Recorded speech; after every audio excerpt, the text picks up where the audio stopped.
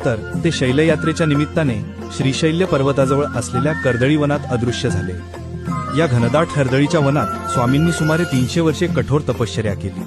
ही तपश्चर्या एवढी तीव्र होती की ते एकाच जागी स्थिर बसून राहिले। दीर्घकाळ एकाच जागी राहिल्यामुळे त्यांच्या देहाभोवती आजूबाजूला झाडे वेली वाढल्या आणि मुंग्यांनी त्यांचे भले मोठे वारुळ तयार केले। स्वामींचा देह या वारुळात पूर्णपणे झाकला गेला होता। एकदा उद्धव नावाचा एक लाकूडतोड्या कर्दळी वनात लाकडे तोडण्यासाठी आला होता। तो तिथली झाडे आणि ते वारुळ तोडून जागा साफ करत होता। लाकडे तोडत असताना नकळतपणे त्याच्या कुऱ्हाडीचा प्रहार त्या वारुळावर बसला। कुऱ्हाड वारुळावर पडताच वारुळातून रक्ताची धार वाहू लागली। हे पाहून लाकूडतोड्या अतिशय भयभीत झाला। त्याच क्षणी वारुळातून श्री स्वामी समर्थ महाराज जागृत होऊन बाहेर आले। कुऱ्हाड लागल्यामुळे त्यांच्या मांडीला जखम झाली होती आणि रक्त वाहत होते।